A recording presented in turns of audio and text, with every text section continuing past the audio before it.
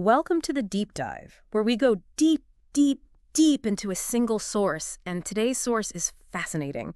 It's giving us a snapshot of Nigeria today using a recent edition of their Punch newspaper. Hmm. So forget all the dry data and the statistics. We're looking for the human stories. Right. What's it like to be in Nigeria today? And we're using this newspaper as our looking glass. Yeah, think of it like a cultural biopsy. We're just taking this slice of life, Yeah. this one particular day, and we're really seeing the energy, the anxieties, the everyday triumphs of Nigerians. I love that. Okay, so I'm looking at this edition of Punch, and the first thing that jumps out at me is the anniversary of the hashtag EndSARS protests against police brutality. You know those big demonstrations back in 2020? Right.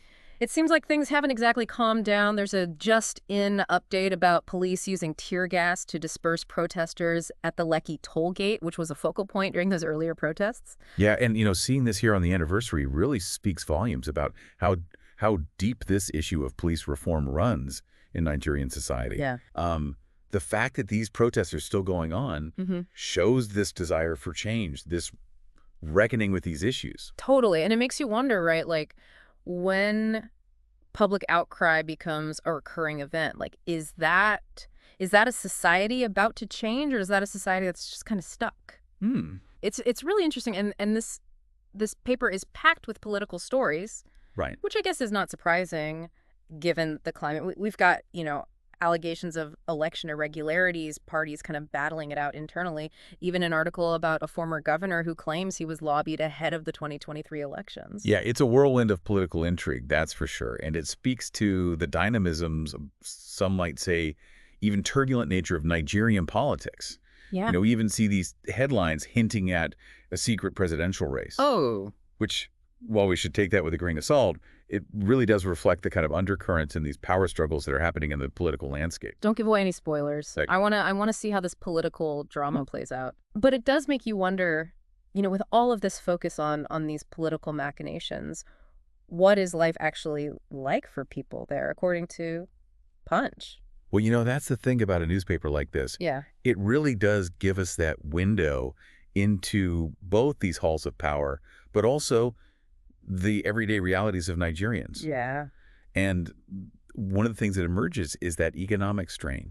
Yeah. There's this article about drivers and fuel attendants clashing over these meter scams, which might seem like a small thing. Yeah. But it speaks to something much bigger. Oh, absolutely. It's like this glimpse into the frustration and distrust that happens when people just feel like the system is rigged. Exactly. And Punch doesn't shy away from that. Yeah. We see articles about the real nitty-gritty of this economic crisis, especially after that recent fuel subsidy removal.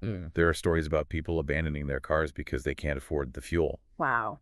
Families struggling to put food on the table. Man, that's got to be infuriating when you're just trying to make ends meet and it feels like every turn you take, something else is working against you. Yeah. Like, how can you even think about those political stories when you can't even put food on the table? Right. It's a stark contrast. Yeah. And unfortunately, it gets even more real than that. Oh, no. There's a story here about a mass demolition in Lagos that left 3,000 people homeless. 3,000 people. Yeah, a consequence of this rapid urbanization and, unfortunately, sometimes short-sighted housing policies. It's just unfathomable and such a stark reminder that even when, a nation is experiencing this progress and development, it's rarely happens at the same pace for everyone. Yeah. Makes you think about the human cost of progress. Yeah. But it's interesting too, because even in the midst of all of these kind of heavier stories, you see this sense of resilience. I don't know, like there's an article about a taxi driver in Lagos who wears his wife's dress out of love. Isn't that sweet? It's adorable. It's like this simple gesture, but it speaks volumes. Yeah, it really does. It's love, Yeah. And it's also this glimpse into this vibrant street style and this individual expression that Nigeria is known for. Talk about a fashion statement. Right. And speaking of vibrant, there's this fascinating feature on Nigeria's first Islamic market. Oh, wow.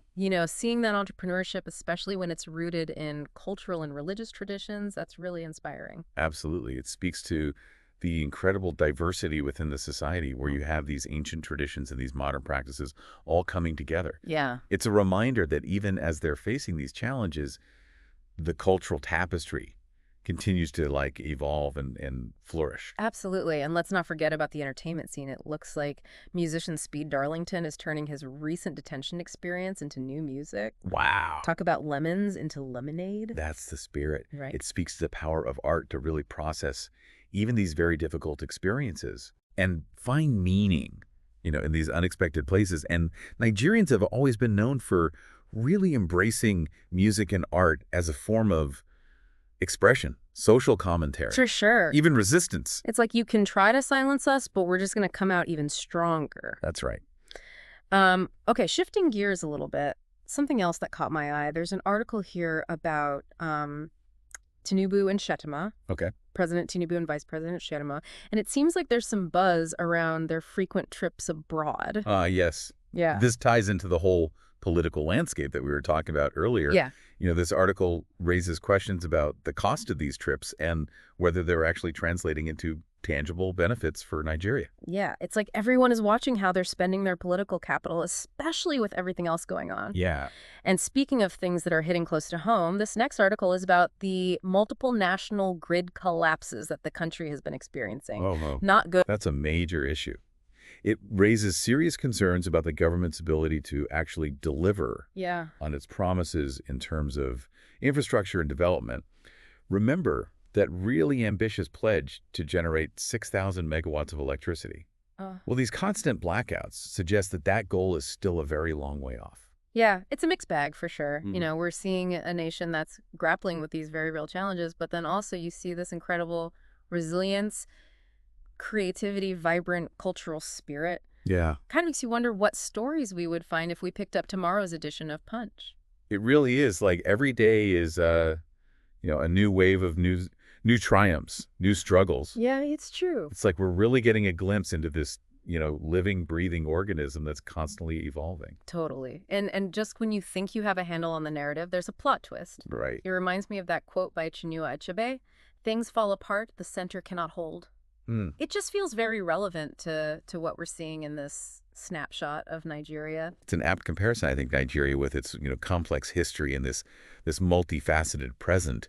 It really embodies that sense of constant flux. Yeah. These forces that are pulling in different directions. Yeah. But even as things fall apart, there's always something new emerging from those fragments. Always. And we see that in so many of these stories, right? Like the persistence of that hashtag EndSARS movement, the ingenuity of everyday Nigerians kind of navigating this economic hardship, the vibrancy of their artistic expression. It's like this reminder that even amidst, what often feels like chaos, there's this indomitable spirit. And that's what makes this deep dive so compelling, right? It's not just about understanding these headlines. Yeah. It's about connecting with the humanity behind them. Totally. We see the anxieties, we see these aspirations, the struggles, and those moments of joy that really make up the fabric of life there. It reminds you that behind every, statistic or political debate, every economic indicator, there are real people who the lives are being shaped by these events. Right, exactly. Yeah.